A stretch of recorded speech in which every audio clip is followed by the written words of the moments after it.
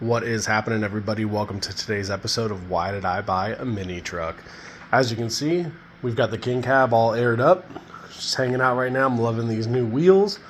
So we're aired up. We're about 81 PSI in the front, and we're about 70 in the rear. We got a good amount of clearance under here. So did a little bit of stuff today. And yesterday a little tiny bit. Starting to look like a mini truck again, actually, which is really cool. So let me give you guys a rundown of what we got going on up here. So the front of this mini truck is now welded back on. So we are bolted down completely here on the mounts, and we are welded on each side right there. So we got a bead on the inside of each. And then on the outside, there was a little bit of a gap. So what I did was I put a filler piece of metal behind it and then welded each side of that filler metal. And this way we're joined completely. I mean, the front of this thing is, I mean, we ain't going anywhere. So that's really cool. Now I did get the fender tubs or fender wells just tacked up temporarily. They are not the best tacks. Now I am using my old school flux core Harbor Freight. I think I paid like $90 for it 10 years ago. And it's doing great. So, you know, I'm not going to knock it. We will come back through here though, and we'll probably TIG this up. I was going to make them removable, but honestly, with the amount of room you have on each side here, even with the tubs in, you should have no problem accessing anything. Now, I might do a filler plate on the inside here that kind of just comes down, and that will be able to be bolted in. But honestly, I might just leave it open. We'll see. Maybe I'll make some rubber covers that kind of attach to the frame like the factory one does. So we have a pretty good setup here. Now, the arches aren't perfect. These are just tacked into place. We will be going through and fine-tuning everything. You know, we have a gap back here in the corner. Got a pretty good gap right here. We're probably going to cut up just a hair more and tuck them a little bit higher. But you can kind of see what we're going for as far as placement and how it's just going to look overall in the bay. Now, this side is much different than this side. So on this side, we're going to use the whole arch. We kind of come back here. Let me see if I can get a better shot from inside. So we're in here, and I cut out all that damaged area that was in here. So all that's gone. So what we're going to do is we're going to kind of form this lower piece in. Now, I can't weld this in because in between these two pieces, there's actually like a rubber grommet or gusset or something, probably just something for noise or fire separation, whatever. So what we're going to do with that is we're going to get the tub all welded in place, and then we're going to come back in here, and I'm going to just do a piece of aluminum to fill this. We are going to like seam seal it, and we'll rivet it in place. This way we don't have any water coming in. But I'm pretty satisfied with how the tub looks and kind of where it lands back here. So you can see we got to fill a little portion here. That's not a huge deal because we were already planning on doing that. Over here, we're going to use about 3/4 of this tub. So you can see that the rest of the tub is almost on the ground.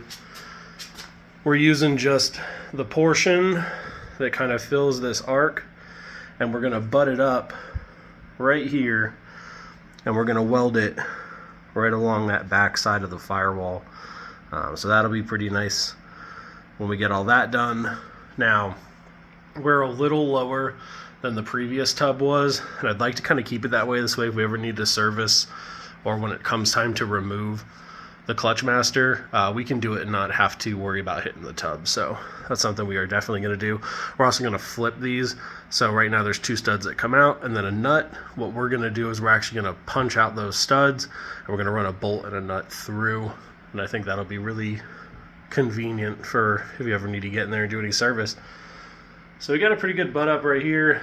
Kind of like how that is. Little piece of filler back here. if we don't just sand it out. This one, same thing. We are going to need a little piece of filler up there, but then again, we might just lop this portion off and raise the whole thing up. But I just kind of wanted to get a general idea of where we're going to be at when it comes time to actually fully weld these in. And I kind of like it. So we're aired up right now. I'm going to air down the truck and show you guys how much clearance we have. Hopefully we can get all the way down and this inner tub doesn't hit the floor. So we'll see. So I will be right back. So just as I expected, this one definitely hit the ground. I had bumped it up just a hair, so we're not touching all the way. But this is just a general idea of how much room we're going to have once we're tucked. I mean, if you look in here, let's see, let's get the flash off of this. I mean, we're not even close on the insides. I mean, there's so much room. You want to run a 17 or an 18 or a 19. I mean, we're running 15s right now.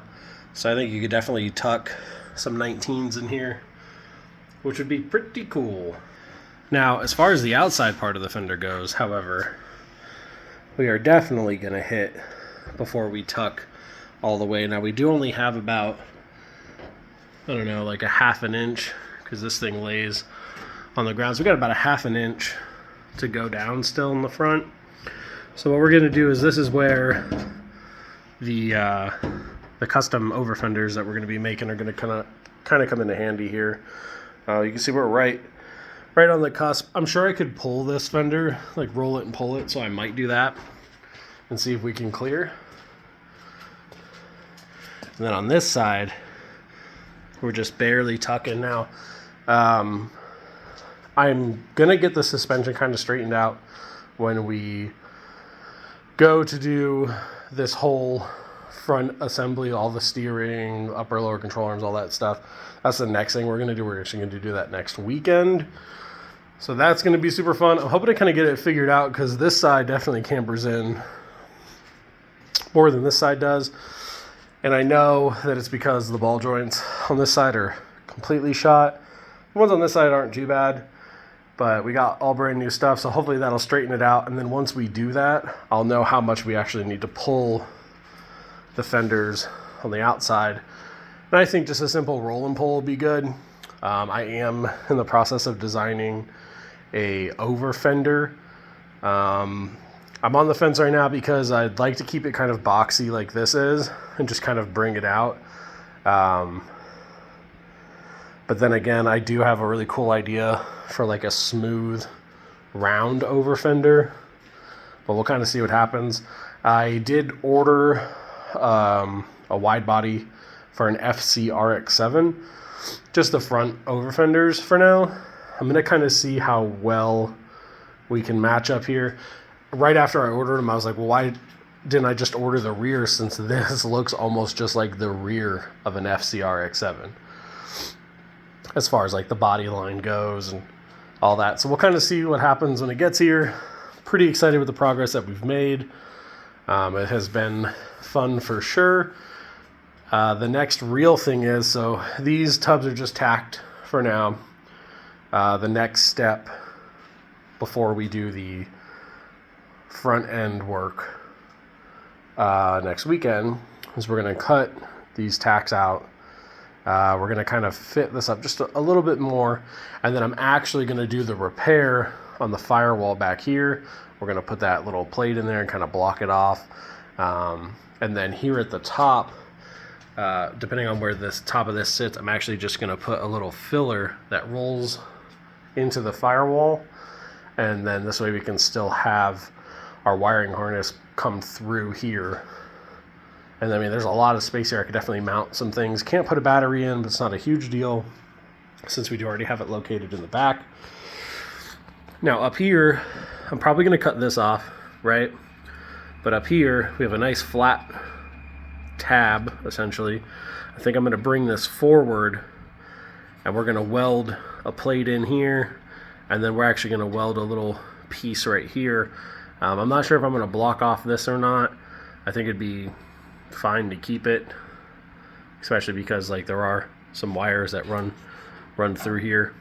So we are just going to put a little plate here, and then I'm probably going to cut it flush with where the plate is going to sit. I mean, there's no sense in having this all the way down here in the front. I mean, really the only thing that's going to stop is any kind of dirt or something from flinging forward this way into the bumper, so it doesn't really matter. Over here, same story.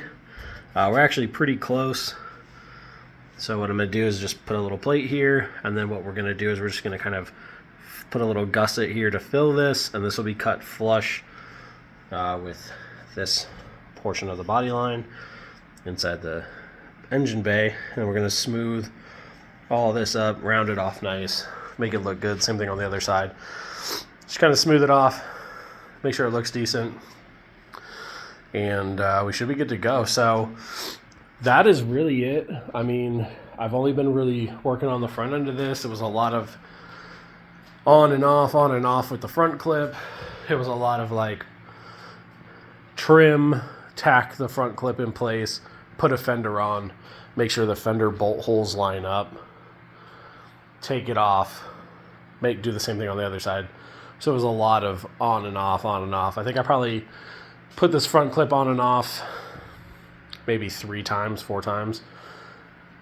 And hopefully we're close enough. I mean, all the bolt holes line up, so that's really what matters. And the front end straight, which is also super important. And what I had done was I took and put a brace across here before I had cut it, and then I had bolted it down here into the mounts. And then when I was doing these tubs, I had already tacked it in place at the top, so I was able to cut that cross brace out just to kind of keep it squared somewhat. I mean, the front ends of these, once you start cutting, they can get a little wonky, but nothing some measuring and cutting can't fix. So the hood lines up really well from what I can tell. We do have the radiator support, hood support thing right here, and that'll be going back into the front. We are going to just kind of clean this stuff up. So like down here, we're going to just lop this off. We're going to make this all nice and smooth. Same thing on the other side. We're going to get rid of these little rabbit ears. I know that they're there for support for that thing, but we're just going to make it to where we can bolt it on across the top here, and then the support that runs vertically up to the hood latch, that will kind of make sure we're at the right height and everything. And if we need some more support in here, we can definitely put it in. I've got an idea for some rods that will kind of bolt in, and you'll see it when we get there. Honestly, I'm not super worried about it. Structurally, it's not like the hood's going to come flying off. We're not going to be doing 100 miles an hour in this thing, but we'll get to that when we get to it. I might just bite the bullet, honestly, and just drill out all these spot welds and buy a new radiator support. We'll just see kind of when we get to that stage of the build. So for now, that's really all I got for you guys. I appreciate everybody watching and following and liking and commenting. It's really cool. Like I said before, I really just thought that this would be a channel for me to document the build for the next owner of this truck, so at least you could kind of have some video evidence of the stuff we've done. It's just cool to kind of see the little mini truck community coming back and talking and dropping down ideas. So I really appreciate you guys. I will catch you all in the next one. I hope you guys have a great week. I will have another video coming out probably next week. We do have some other small projects that are going on. As you guys know, it's SEMA crunch time for everybody, so we have been busy at the main shop for sure. So stay tuned for the next video coming out next week, and I will catch you guys in the next one.